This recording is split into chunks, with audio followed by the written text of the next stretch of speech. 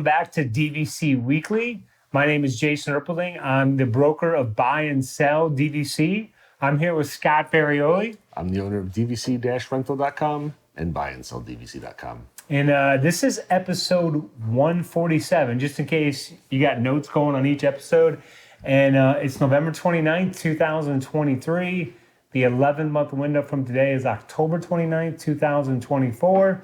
And the 7th-month window is June 29th, 2024. Let me ask you this. Speaking of the 11-month window being October 29th, did you see any pictures from the Halloween party at Magic Kingdom?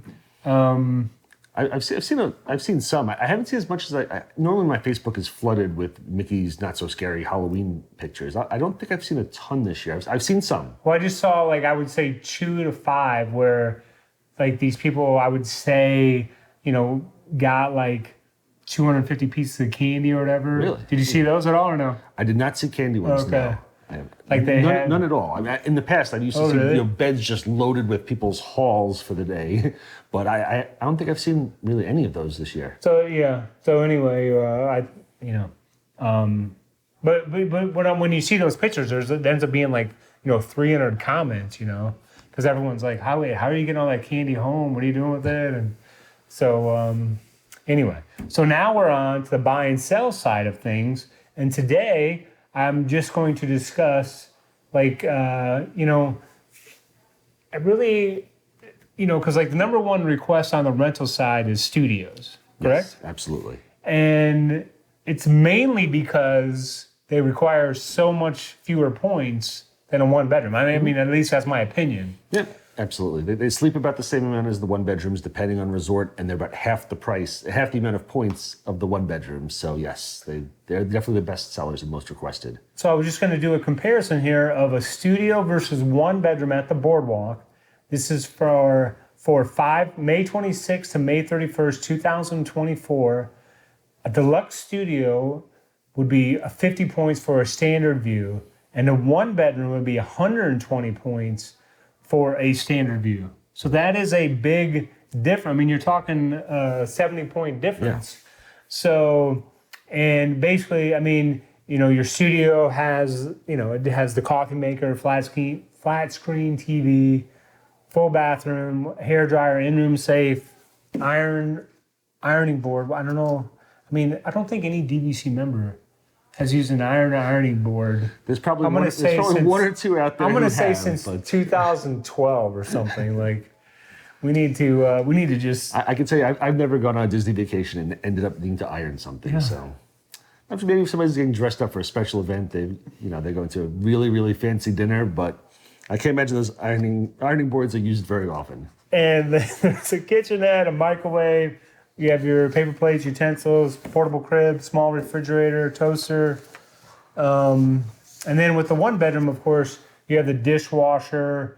You have the full kitchen, whirlpool tub, washer, dryer. So, but I mean, really, it's about the points. I mean, when I go to stay at Vero Beach, we stay in a deluxe inn room, just a 2 queen bed. So, because again, it's so much less points than if you were to stay in a one bedroom. Oh yeah. So I mean, when you're out there, and then like you say, some people are like, we're going to Disney, we're just using the rooms to sleep. I don't want to cook, things like that. So that's why the studios are going to be filling up quickly. Yeah, I mean, there are people who do justify the one bedrooms where they go, yes, they're more points, but I have more room. I've got a king size bed versus the queen size bed. There's a full kitchen where I know I can prepare some meals every day, and that'll help save some money because I'm not eating at the Disney resorts, or I'm not going out. I can make my family breakfast, so I don't have to go downstairs and spend all the money on breakfast. So, there are a lot of people who love the one bedrooms. I know you've stayed in some of the larger rooms as well, and it's kind of, you've got 2 young boys. I have 2 young boys. Sometimes it's a little rough once you've stayed in the bigger rooms, staying in those studios again. I know you and I both do it, but sometimes you're like, oh man, I really just wish I had the private bedroom, or we had a 2-bedroom. We have ours, and the kids could go sit in their room, and it's a little quiet. They close their door, and they're not bothering us. There's times you miss it, but studios. The majority of the rooms I've stayed in are studios, and that's definitely the ones that are the most popular. Well, I mean, and really, it's just kind of like I'm just trying to give people a warning, if you will. Like, if you want those studios, book it as soon as you can. If you're looking to rent the studio, you want to book it as soon as you can, because they don't, sit around waiting for you to book them. They're the ones that go quickly. Yes, absolutely. And now we're on to the food review of the week. Come here, I'm gonna eat you! Get in my belly! All right, now this is one of probably the least healthy things I've had in a really long time, but we went to Epcot's Food and Wine Festival to the, the America Pavilion, there's a little funnel cake stand that's right in front. They had the candied bacon funnel cake. It was a funnel cake topped with vanilla ice cream, candied bacon, and maple drizzle. So this is pretty much as bad for you as you can get. Split it with the four of us. It was exactly how you would expect it to be. It was sweet, but had some of the saltiness from the candied bacon. Overall, everybody really, really enjoyed it. They make the funnel cake right in front of you, so everything comes out really fresh. I watched them make the funnel cake. It's just they take the batter and just kind of like pour it in a little thing. It was done in like 30 seconds. I didn't realize how fast those funnel cakes pop out. She just zipped it up there. Super, super fresh and warm. We gave it 8.2. I would definitely get this again. And there also are several funnel cake options there. They have a regular funnel cake and they have an Oreo one. And they do have like specialty ones every now and then. One of the best ones we ever had a lemon, it was funnel cake with a lemon cheesecake ice cream on it. And then like blueberry compote. So it was a lemon blueberry cheesecake one. That one was better than this one. But they do switch them up, so definitely check them out. So wait, I'm sorry, did you say at this time you could have got the Oreo one or this one? Yes, they had plain ones, Oreo ones, or this one. Did the family take a vote to see, or this one out? I'm pretty sure it was just me going, oh, that's different. We've got to try that for this show. I don't think my kids really had a choice in it. Gotcha. But we ate it, and everybody really enjoyed it anyway. So it was good. But always check them out because, again, they normally have at least like one specialty flavor going besides, like the regular funnel cakes. So let me ask you a question, just kind of off topic, but it has to do with So are you familiar with what some people refer to as the eating season? No. So some people refer to as eating season either being starting on Halloween and ending Super Bowl Sunday, or starting Thanksgiving and ending Super Bowl Sunday. So I was just wondering if you, but it sounds like, because you said every year I fight through that eating season. No, it's a great time, but also I got to watch myself.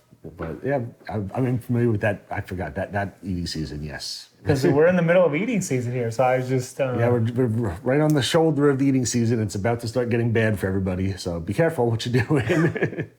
And now we're on to the rental side of things. So people are always asking online, when is the best time to go to the parks? So I have a little breakdown. For low crowds and mild weather, the best times to go probably are January and February. After the holiday rush, the crowds tend to be lower and the weather is a lot cooler. Late April and early May is also very good, as long as you avoid Easter. It's after spring break, the crowds diminish and the weather is still very pleasant.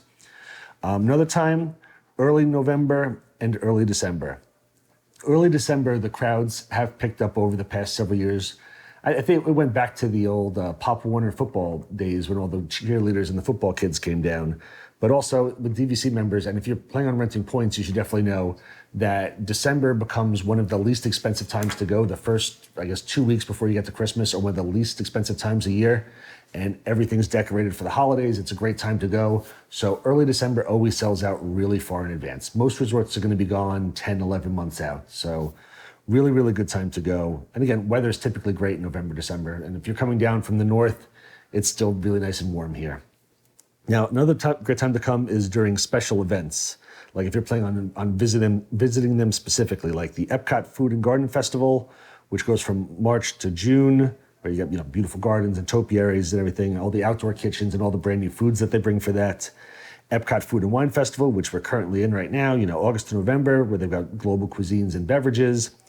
Also, if you want to hit Mickey's Not So Scary Halloween Party, which we just spoke about before, September to October. and Mickey's Very Merry Christmas Party, which starts beginning of November, going through December. So all these are extra ticketed events that you do have to pay for, but those are also really great times to come down as well if you're planning on going to these events.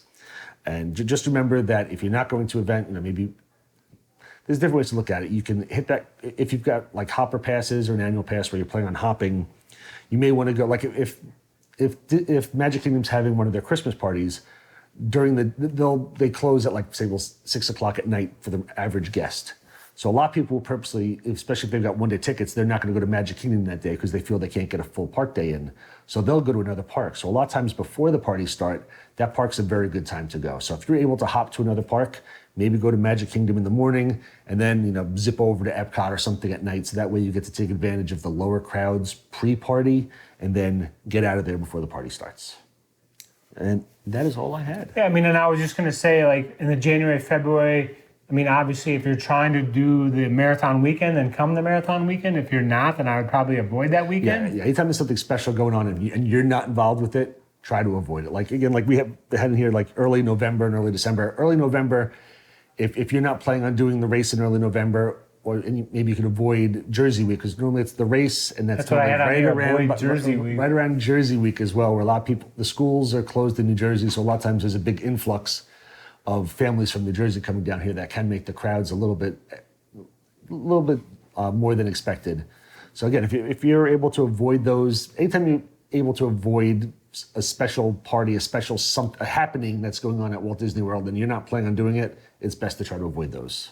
Plus, I feel like there's always something outside of Disney, like with the convention center and different things. There's always something going on in this city that's bringing other people. There's really no dead times anymore. Right. There's always something going on. Disney's very good at maximizing the amount of people in the park, so that's why they start doing the marathons during these times. They pick times that are typically slow times. They throw marathons in there, and they'll extend the Food and Wine Festival, and we'll bring in an art festival to bring people in, and like Disney's always doing something. So there's never a dead time where you need to head down right now because there's nobody here. But there are times that are definitely going to be worse than others. And on that note, we will say thanks for watching, and be sure to come back next week. Please, again, hit those like and subscribe buttons. It really helps us out, and we hope you're enjoying. Again, if you have any comments, always please feel free to put them in the comments section below if you're watching this on YouTube. And hopefully some podcasters listening to this as well. So we hope you're enjoying. Thanks again.